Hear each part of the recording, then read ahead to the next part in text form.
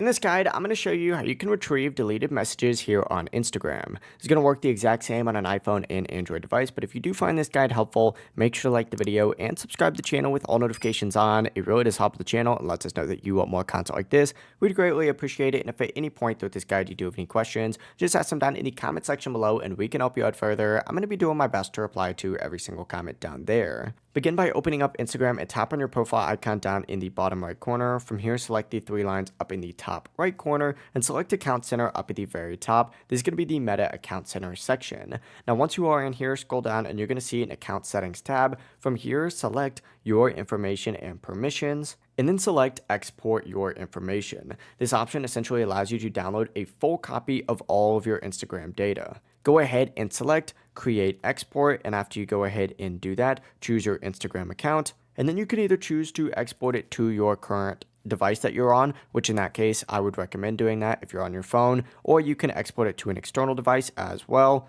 And then in this section, you're going to be able to see what it's going to prepare for you. You can change the date range, like you could set this to all time. Just keep in mind that's going to make it take longer. You can change the format, and you can also customize all the information. And this can include deleted messages, existing chats, and message history from past conversations.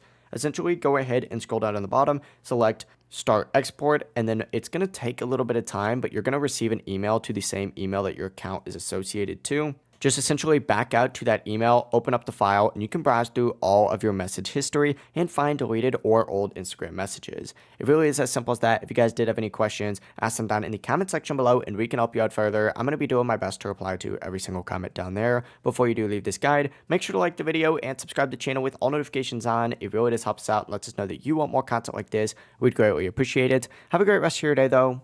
Peace.